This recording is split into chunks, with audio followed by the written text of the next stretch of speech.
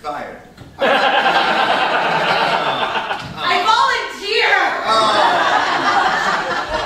Stupid loopholes.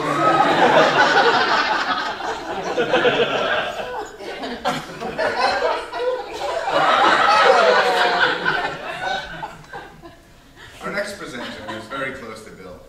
As a matter of fact, I would say it's the closest point in Bill's life. It's his sister, people. You're disgusting. Seriously. Where do you get off? Dr. Janet and Quinn.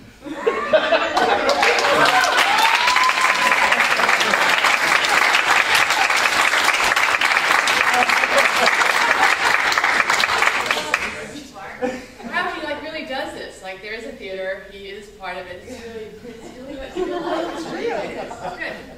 So Owen, Mikey, thank you so much for doing this and for having me and letting me be part of this. When we this all started, the family members got an email from Marlo and saying we're doing this thing and we love to have stories, and you know, he didn't hear from us probably for really a long time.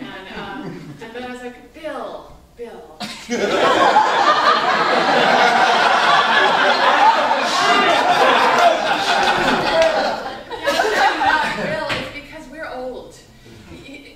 Bill is the littlest one, and when Bill was born, I was like 13 years old, and so we're old, and we're just happy that we remember that we have a brother. We're so happy. I remember you, So I thought I would tell you, there's a couple of different references that were made this evening that really cracked me up. One was that you looked like you'd come out of an incubator, which actually turns out to be true. And I'm going to tell you something about how Bill's life started. The other thing that was said just before by Christina was she just gets tired of cleaning up your shit. And I was the first woman that did that. Well, next to your mom. Because I was 13. And I was so happy that we had a baby. And Mom was, you know, not so much.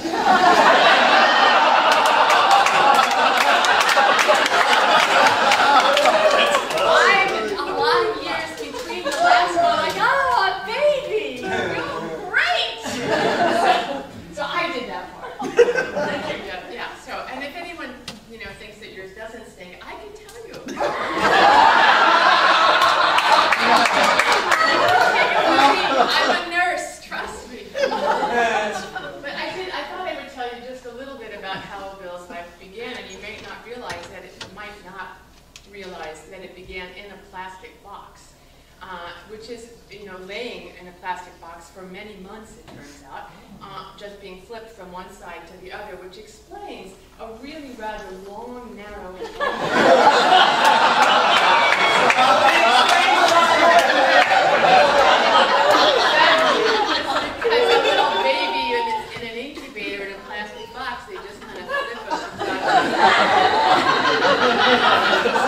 while those little bones are trying to knit together. Now, on January 13, 1963, Bill decided to make his entrance. And you know, the guy likes to make an entrance. So he thought, what can I do to make it really special? Because Mom is already really excited that I'm coming. I know, I'm going to do this almost 2.5 months early. And so, amidst much angst and drama, this little tiny baby was born 2.5 months early. He weighed 2 pounds and 9 ounces. He went down to 2 pounds and 5 ounces. Nobody gave this baby a chance. And that back in the day, they didn't have the preemie, you know, fancy NICU-PICUs, ICUs. That wasn't around. And so it was like, you know. But they didn't count on the fact that you had your own prayer team at home in the form of siblings and Italian neighbors with altars in their houses.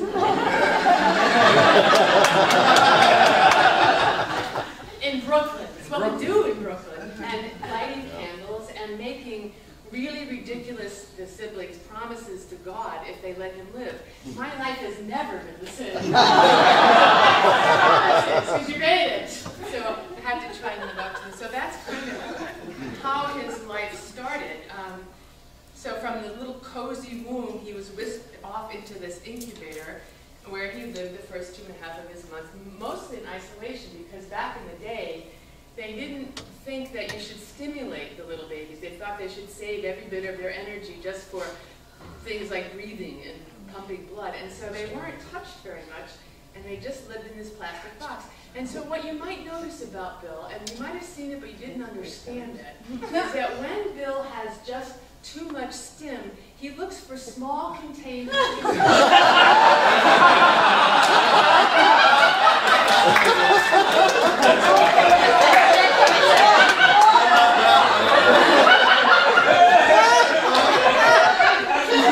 the thing to do is really just let him be in it. I'm pretty sure that if you look carefully, like in his apartment or in his office, you would find a small plastic box. If you ever are trying to find it. Here's another story that goes with those very first hours of his life, was that because nobody expected him to live, the priest was called, and you probably remember us talking about this in the dinners. The priest is called to give last rites, and goes in to see the baby, and he comes out to see our dad, and he takes my father's hand, and he's very priestly, takes his hand and looks him in the eye and says, "Oh, Mr. Quinn, you have a little angel." And my father went, "Really? Roger?" And the priest was like, No, I just mean, he's just a little angel." My father, "Thanks, Padre, I really needed that so much." That was one of our stories. Now, the last family story, only you will get this. Nobody, because your family doesn't get this. But it is a family joke. I have to say it. And the joke is, oh God, get it? Get it? Not everybody eats turkey. So what is that? At some point, I remember around Thanksgiving seeing some news segment, about people not eating turkey. And at some point during dinner, that struck in my brain. And I just came out with it. And then, no one ever listened to me anyway. And then all of a sudden, you're freaking listening to me. And then I've got all eyes on me, and they're all looking at me like, "What the hell did you just say?" He says it again, get it? Not everybody eats turkey. Not everybody eats turkey. We're like, yeah. Pass the mashed potatoes. I have no idea.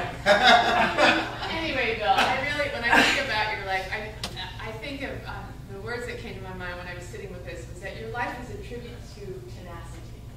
I mean, you are one of the fiercest, most tenacious people that I know. When Bill decides that he wants something, Bill goes for it. And you might have noticed this about him. When he goes for it 100%. It's Bill decided when he was going to be born. He did it on his own schedule. It's as if he came out of there saying, "Screw you to the doctor. I'm doing it on my time." I was like, "Oh, wait a minute. You're still saying that. I think I've heard that. Screw the doctors." Anyway. If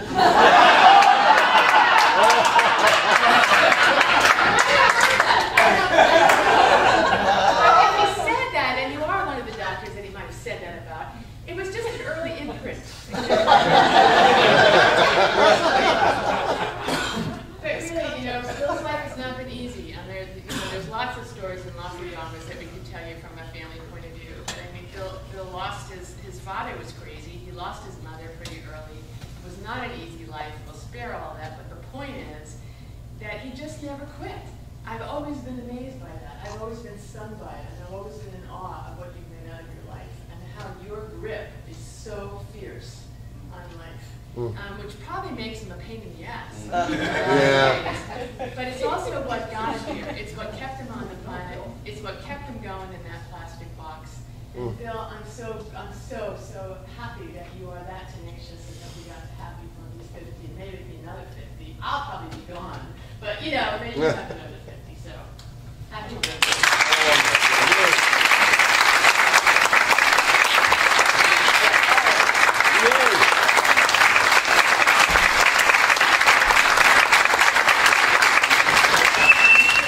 There's one other thing that we have to do as a family for you. And so, Tara, would you please come, and your other brother, Larry, is going to come. And we have a little something for you.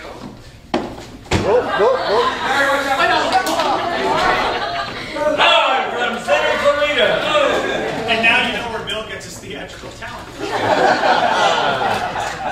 and I, this is Larry, brother Larry, and our entire family, including those that could not be here tonight, want to first thank the rep for giving Bill a second family in this home and this beautiful evening, and honoring him for his 50th birthday. And half a century now since the Padre first gave us such a scare. So, Tara. So we have brought a gift, and we hope that you will enjoy it, but we feel that there's only one way that it really deserves to be presented. Yeah. So... There's so many roles that you've played in your life, you know, like a lot of different roles. And we were trying to decide, well, what's the outstanding role that Bill has played? And so we have some categories for the outstanding role in your life that we're going, so we do. You go, okay.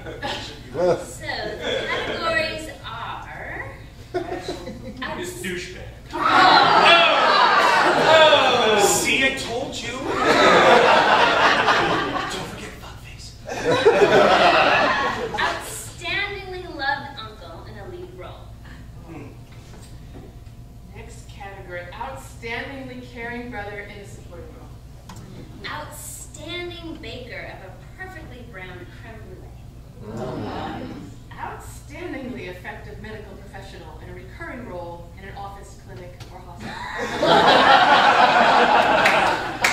Outstanding in the freezing cold behind the theater.